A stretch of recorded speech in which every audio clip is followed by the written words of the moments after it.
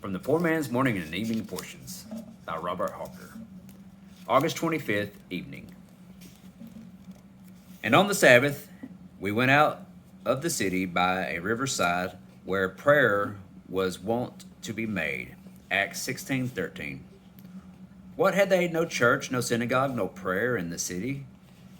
Was it like another Athens, wholly given to idolatry? My soul, think of thy privileges and learn rightly to prize them, and use them to the glory of the great giver.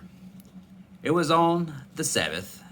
What a mercy to poor fallen men is the Sabbath. And yet what multitudes slight, despise, and never profit by it. My soul, think again, in this view also of thy mercies, and bow down to the dust in the deepest humiliation of soul and body, that the Sabbath is precious to thee. Who made thee differ from another? By and by thou wilt enter into the everlasting Sabbath of heaven. There is somewhat very interesting in what the apostle here saith of going out by a riverside. Probably it was in the recollection of the church that in Babylon, where the people were captives, the Lord made the river Chebar famous for visions to one prophet and Hiddekel to another. But blessed be God, though our land is so sinful, we are not given up to captivity.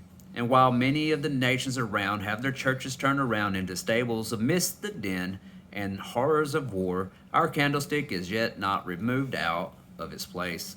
Precious Jesus, wherever prayer is wont to be made by thy people, let my soul delight to be found.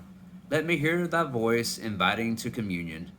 Come with me from Lebanon, my spouse with me from Lebanon. Yea, Lord, I would follow the Lamb whithersoever he goeth. I would follow thee to the assemblies of thy people. I would wait to see the goings of my God and King in his sanctuary. I would have my whole soul athirst for thee, as the hart for the cooling streams. And while I join thy people in the great congregation where prayer is wont to be made, I pray thy grace and the influences of thy Spirit, blessed Spirit, to fire my soul with foretastes of that glorious assembly, which are keeping an eternal Sabbath above, where the everlasting praises of God and of the Lamb will engage and fill my raptured soul with joy unspeakable and full of glory to all eternity.